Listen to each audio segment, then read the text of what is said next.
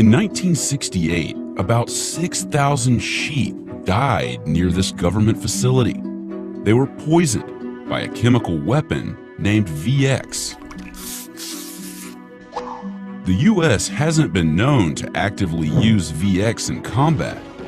In fact, it's begun destroying its stockpile of chemical munitions as part of a UN treaty. But it's just one of many strange and secretive experiments that happened within these walls. Experiments on sheep, mosquitoes, and even civilians.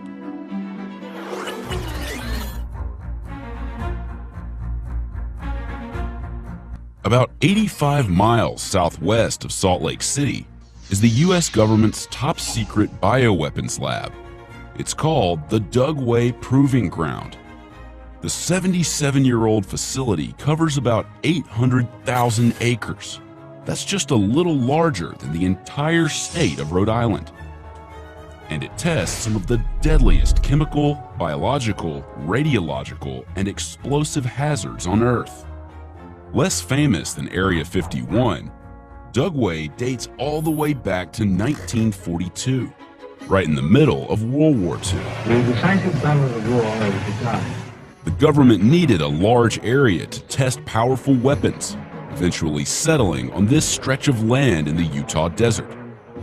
Back then, the site was used to test everything from chemical sprays and flamethrowers to various antidotes and protective equipment, and even firebombing.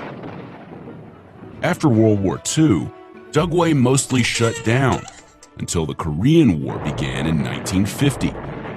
That's when the Proving Ground turned into what it is today, a permanent military base. In Dugway's first few decades, the base worked mostly on offensive weaponry, biological and chemical munitions designed to directly attack enemies. Sampling devices positioned throughout the test area yield valuable information to chemical corps researchers. The 1950s, for example, saw the launch of Operation Big Itch, an experiment that was testing weaponized fleas. The fleas weren't infected with any type of disease or agent, but experimenters were working with thousands of them, and the fleas were dropped in cluster bombs to gauge if they would survive the fall from an airplane. And this was only part one. Dugway launched a second experiment called Project Bellwether in the 1960s. Only this time, mosquitoes were injected with inert diseases, inert bacteria, and inert viruses. But get this, those mosquitoes were released upon several groups of human volunteers who were bitten again and again during the trials. And there are records dating back to the late 1950s, which describe experiments that used infected mosquitoes. And those are just two experiments known to the public. Exactly what goes on at Dugway is, well, pretty unclear. And that's not by accident. The area is intensely guarded.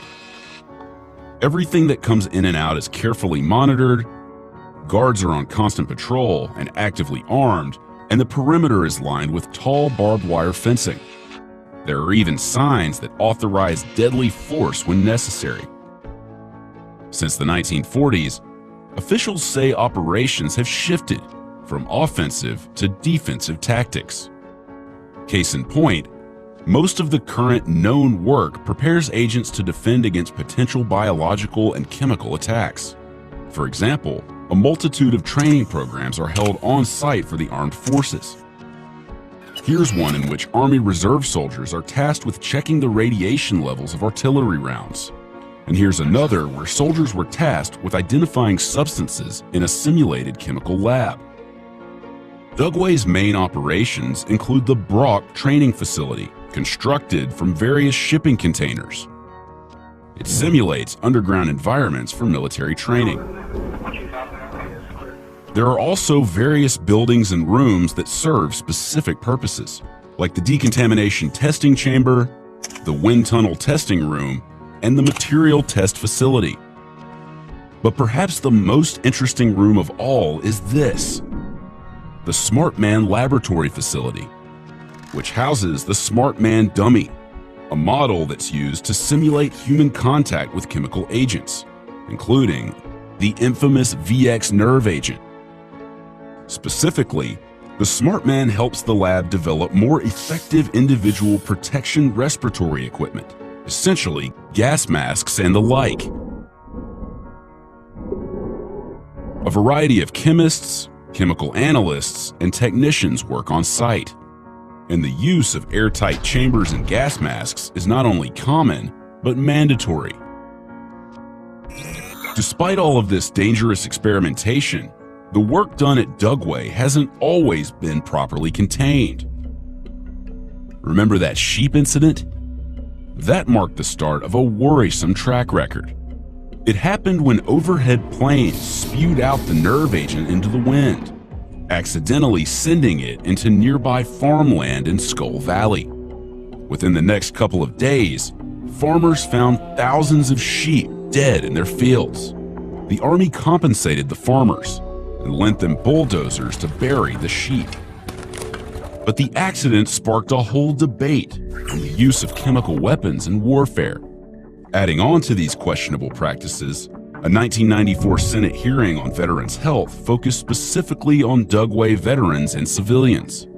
A report found that people at Dugway were exposed to biological and chemical simulants believed to be safe at the time, but that the Army had later stopped using many of them because they realized they were not as safe as previously believed.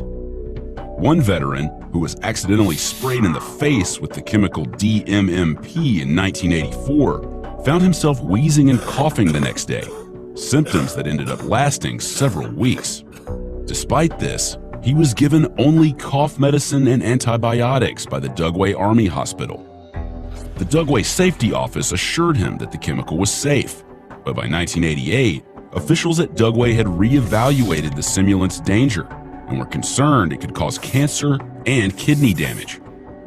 In 2011, the facility slipped up again.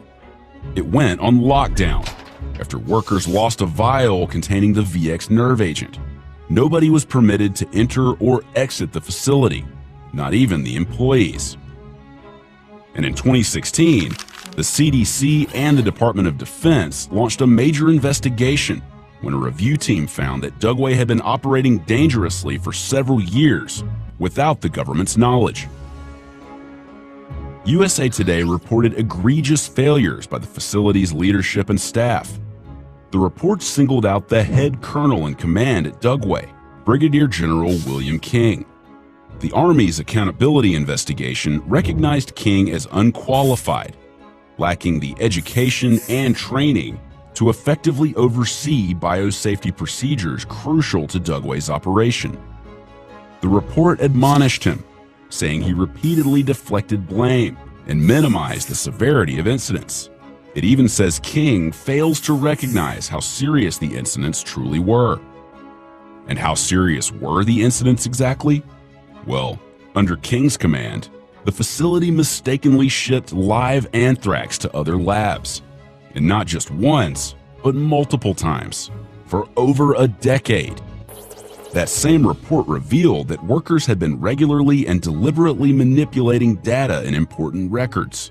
Records meant to verify that pathogens being transported elsewhere were killed and safe for researchers to handle without protective gear. Still, the facility's shady past, secretive operations, and intense surveillance have captured the attention and skepticism of some closer observers, including several conspiracy theorist groups. There are suggestions that the facility is the new Area 51, and the local community has raised their own questions about the facility's operations.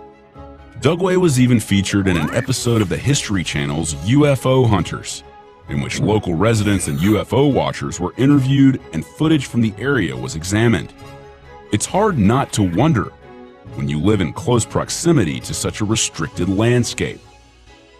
Despite these theories, Dugway has expressed a desire to be more transparent, and representatives have said the facility wants to be more a part of the local community by better informing citizens about what exactly goes on there. So far, they've delivered some on that. The facility has its own events page, which lists several events open to the general public and the local Utah community. This year, they're hosting a trail race on the facility grounds. Certainly, today's Dugway is a far cry from the 1940s Dugway, which was entirely closed off to the public. But despite the shift in the level of secrecy, much of Dugway's testing remains classified, preserving the skepticism and mysteriousness surrounding the facility.